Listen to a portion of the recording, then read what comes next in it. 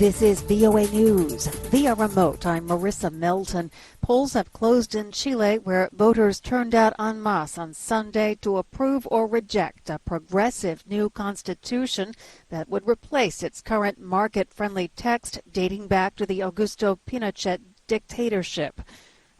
Chile's election agency expects to have results within a few hours. Voting centers around the country reported long lines and high turnout as Chileans participated in the mandatory vote. The new constitution is the result of an agreement reached to quell violent protests against inequality in 2019 and focuses on social rights, the environment, gender equality, and indigenous rights. More than 15 million people were eligible to vote on the new constitution. Ukrainian President Volodymyr Zelensky is warning European countries to expect a difficult winter as Russia cuts its oil and natural gas exports to retaliate for their support of the Kyiv government in its fight against Russia's invasion. He made the comments in his Saturday night video address. Earlier in the day, Saturday, Moscow shut down a main gas pipeline to the continent. Moscow says it plans to keep the Nord Stream 1 pipeline closed. The group of 7 leading democratic economies, or G7, said they would cap the price on Russian oil exports to limit its profits that help fund the war. The Kremlin responded by saying it will not sell oil to any countries that implemented the cap. Meanwhile, the governor of Ukraine's Donetsk province says 4 people were killed in fighting over the weekend, even as the focus of the war has shifted to the south. And the British Defense Ministry said Sunday in an intelligence update that Russian forces continue to suffer from morale and discipline issues in Ukraine. This is VOA News. Gaza's Hamas authorities have executed 5 Palestinian men convicted in separate cases of murder and alleged collaboration with Israel. The Interior Ministry said the execution Sunday meant to achieve public deterrence and security. But rights groups in the past have questioned fair trial standards in the military and civilian courts of the Islamic militant group. The executions were the first since Hamas put to death 3 Gazans who were condemned in a hasty trial of killing a leader of the group in 2017. Pakistani engineers have cut into an embankment for one of the country's largest lakes to release rising waters.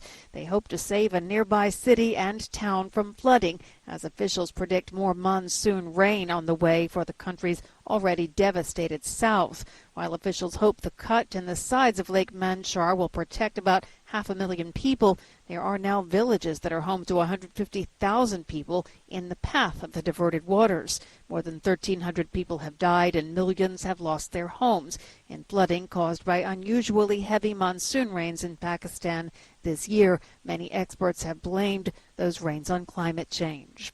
The U.S. space agency NASA on Saturday called off a second launch attempt for its new moon rocket because of yet another fuel leak. At a news conference Saturday, Artemis mission manager NASA's Mike Sarafin said the rocket is just not ready to fly. Our focus is on understanding the problem, developing solutions in terms of schedule, but also risk versus risk impacts, and we'll follow up next week when we have those options fleshed out further. That's NASA's Mike Sarafin, the mission manager for the Artemis mission. Cities in eastern China have suspended ferry services and classes and flights are canceled in Japan as Typhoon Hinnamnor, the strongest global storm this year, blows its way past Taiwan and the Koreas with fierce winds and heavy rains. Shanghai grounded ferry services and deployed more than 50,000 police officers to aid with rescues and guide traffic away from danger areas. A film that came out nearly 9 months ago was the top draw at theaters this weekend. Margie Zaraletta has more. You're not Peter Parker. Spider-Man No Way Home tops the box office this weekend, bringing in $6 million on its re-release with new footage. A factor in its favor was that Saturday was the first National Cinema Day. Movie tickets were $3 each. It was to get people in theaters over Labor Day weekend, which is usually one of the slowest of the year. The number 2 movie this weekend was Top Gun Maverick, with DC League of Super Pets in third. This is VOA News.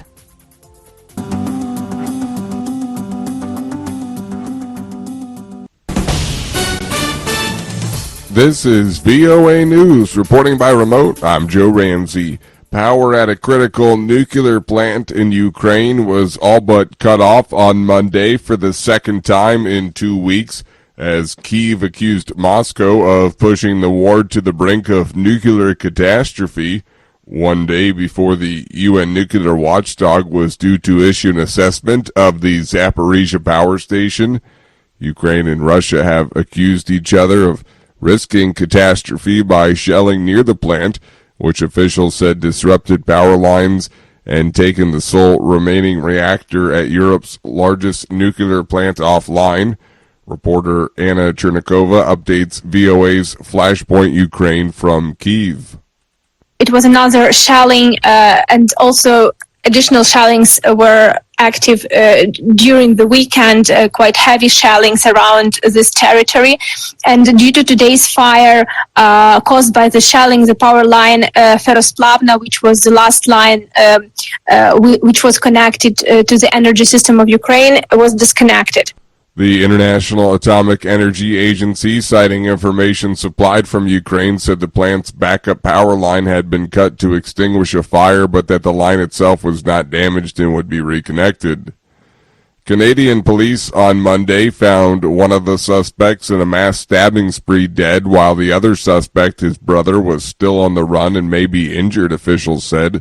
The brothers, Damien and Miles Sanderson, are suspected of murdering 10 people and wounding 18 in a stabbing rampage that devastated an indigenous community in Saskatchewan on Sunday.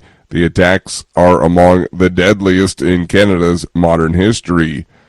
This is VOA News. Britain's Conservative Party has chosen Foreign Secretary Liz Truss as the party's new leader, putting her in line to be confirmed as Prime Minister. AP correspondent Charles Ledesma reports. The party's new leader, Liz Truss, vows fast action on key issues. I will deliver a bold plan to cut taxes and grow our economy. I will deliver on the energy crisis, dealing with people's energy bills, but also dealing with the long-term issues we have on energy supply. Truss beat rival Rishi Sunak, the government's former Treasury chief, by promising to increase defence spending and cut taxes, while refusing to say exactly how she would address the cost of living crisis. Charles de Ledesma, London. Chile will go back to the drawing board to redraft its Augusto Pinochet-era constitution after a new text got overwhelmingly rejected in a historic referendum vote on Sunday, a blow to the country's progressives, including young President Gabriel Boric. Boric on Monday held meetings with political and social leaders over how to salvage plans for a new constitution, bruised by the vote that saw some 7.9 million Chileans reject the proposal against 4.9 million in favor, a larger than expected landslide loss, with mandatory voting driving strong turnout of some 13 million people. The reject camp overturned momentum from a 2020 referendum where 80% of Chileans had voted in favor of drafting a new constitution, though only 7.6 million people then had voted. A magnitude 6.8 earthquake struck China's Sichuan province on Monday, the strongest to hit the region since 2017, killing more than 40 people and shaking the provincial capital of Chengdu and more distant provinces. 46 people were killed in the quake, Chinese state media reported on Tuesday, citing local authorities at a press briefing. Some roads and homes near the epicenter were damaged by landslides, while communications were down in at least one area, state television reported. Recapping our top story, power at a critical nuclear plant in Ukraine was all but cut off on Monday for the second time in 2 weeks, as Kyiv accused Moscow of pushing the war to the brink of nuclear catastrophe, 1 day before the UN nuclear watchdog was due to issue an assessment of the Zaporizhzhia power station. Follow us on the VOA mobile app. Reporting by remote, I'm Joe Ramsey.